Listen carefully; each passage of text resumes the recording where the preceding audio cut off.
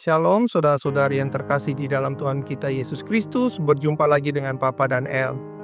Hari ini Papa dan El akan melanjutkan serial khotbah ucapan-ucapan sulit dalam Alkitab dengan tema Bijaksana dalam memberitakan kebenaran, yang terambil dari Matius 7 ayat 6 yang berbunyi, "Jangan kamu memberikan barang yang kudus kepada anjing, dan jangan kamu melemparkan mutiaramu kepada babi, supaya jangan diinjak-injaknya dengan kakinya, lalu ia berbalik mengoyak kamu."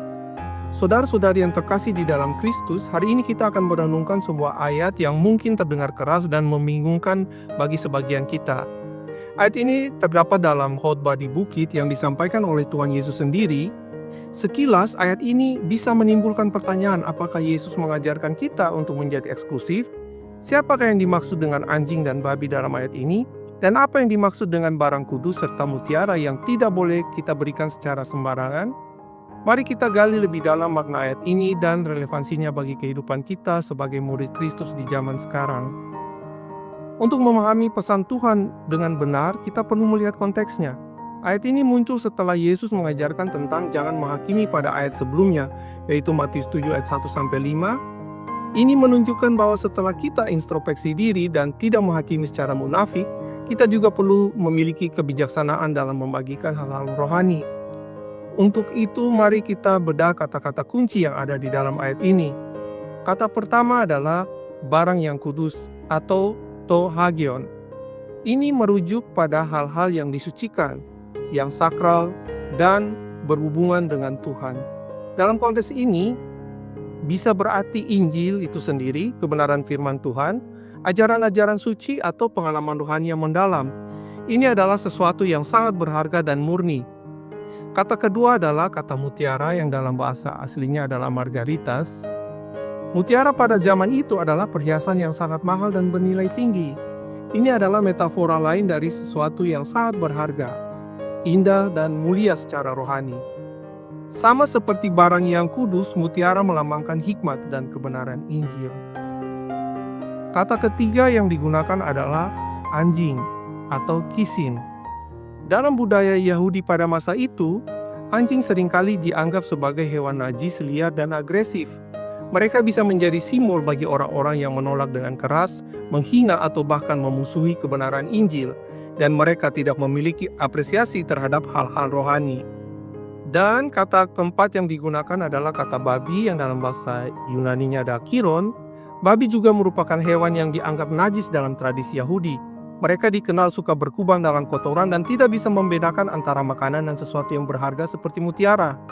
Babi di sini melambangkan orang-orang yang tidak hanya menolak kebenaran, tapi juga mencemarkannya, menginjak-injaknya tanpa rasa hormat, dan bahkan mungkin berbalik menyerang si pembawa berita.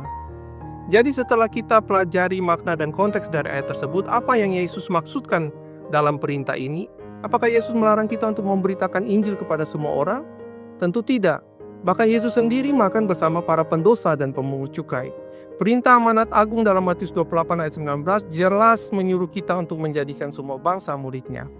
Jadi inti peringatan dalam Matius 7 ayat 6 adalah tentang kebijaksanaan dalam menilai dan membedakan. Ada beberapa poin penting yang bisa kita tarik sebagai dasar dalam pelayanan kita sebagai murid Kristus. Yang pertama adalah menghargai kekudusan Injil. Kita harus menyadari betapa berharganya Injil dalam kebenaran firman Tuhan. Ini bukanlah sesuatu yang bisa diobral atau dipaksakan kepada mereka yang jelas-jelas menunjukkan sikap permusuhan dan penolakan yang menghina. Yang kedua adalah mengenali respon yang menolak dan merusak. Yesus memperingatkan bahwa ada orang-orang yang tidak hanya tidak mau menerima akan kebenaran, tetapi juga menginjak-injaknya dan berbalik mengoyak kamu. Ini berarti mereka akan merendahkan, menghujat, dan bahkan menyerang secara fisik atau verbal orang yang mencoba membagikan kebenaran firman Tuhan kepada mereka. Melanjutkan usaha dalam situasi seperti itu bisa jadi sia-sia, bahkan membahayakan. Yang ketiga adalah stewardship atau tanggung jawab untuk menjaga. Sebagai pembawa berita Injil, kita memiliki tanggung jawab untuk menjadi pelayan yang bijaksana. Terkadang kebijaksanaan menuntut kita untuk sementara waktu menarik diri dari situasi di mana pesan Injil terus-menerus ditolak dengan kasar dan penuh dengan kebencian. Ini bukan karena kita menyerah pada orang tersebut, tetapi untuk menjaga kekudusan pesan dan mungkin untuk mencari waktu atau pendekatan yang lebih tepat di masa depan, atau bahkan untuk mengalihkan fokus kita kepada mereka yang lebih terbuka. Yang keempat adalah perlindungan bagi diri sendiri dan pesan Injil. Perintah ini juga mengandung aspek perlindungan. Terus-menerus memaksakan kebenaran kepada mereka yang membenci dapat memicu konflik yang tidak perlu dan membahayakan baik si pembawa berita maupun integritas pesan itu sendiri. Yang kelima, bukan alasan untuk menjadi pengecut atau apatis. Penting untuk digarisbawahi bahwa ayat ini tidak boleh dijadikan alasan untuk menjadi takut bersaksi atau apatis terhadap mereka yang belum percaya. Konteks khotbah di bukit secara keseluruhan mendorong kasih, belas kasihan, dan terang yang bersinar. Ini lebih kepada strategi ilahi dalam menghadapi penolakan yang ekstrim dan destruktif. Kemudian bagaimana kita menerapkan prinsip ini dan mengaplikasikannya dalam kehidupan kita sehari-hari? Yang pertama adalah berdoa untuk hikmat dan pembedaan. Sebelum dan selama kita bersaksi atau membagikan iman kita, mintalah Roh Kudus untuk memberikan kita hikmat dalam mengenali hati seseorang dan bagaimana cara terbaik untuk mendekati mereka. Yang kedua adalah perhatikan buah respons. Lihatlah bagaimana seorang merespon ketika kita mulai membagikan hal-hal rohani. Apakah ada keterbukaan, pertanyaan yang tulus, atau sebaliknya, ejekan, kemarahan, dan penolakan yang keras. Respon mereka dapat menjadi indikator. Yang ketiga adalah jangan membuang waktu pada perdebatan yang sia-sia. Ada kalanya kita terlibat dalam diskusi yang sehat, namun jika diskusi berubah menjadi perdebatan tanpa akhir yang penuh dengan kebencian dan niat buruk, hanya untuk sekedar menyerang iman kita, mungkin lebih bijaksana kita mundur dengan kasih. Rasul Paulus sendiri pernah mengalami situasi di mana ia harus melepaskan debu dari kakinya ketika pesannya ditolak dengan keras. Yang keempat adalah fokus pada tanah yang subur. Yesus dalam perumpamaan seorang penabur mengajarkan bahwa benih firman Tuhan jatuh di berbagai jenis tanah. Meskipun kita dipanggil untuk menabur seluas mungkin, ada kalanya kita perlu memfokuskan energi pada tanah yang baik di mana benih itu bisa bertumbuh dan berbuah. Dan yang kelima adalah tetap mengasihi dan mendoakan. Bahkan ketika kita memutuskan untuk tidak lagi melemparkan mutiara kepada seseorang yang terus-menerus menolak dan menghina, kita tetap dipanggil untuk mengasihi dan mendoakan mereka. Sebab siapa tahu Tuhan dapat bekerja dalam hati mereka di waktu yang lain melalui cara yang lain. Yang keenam adalah evaluasi diri.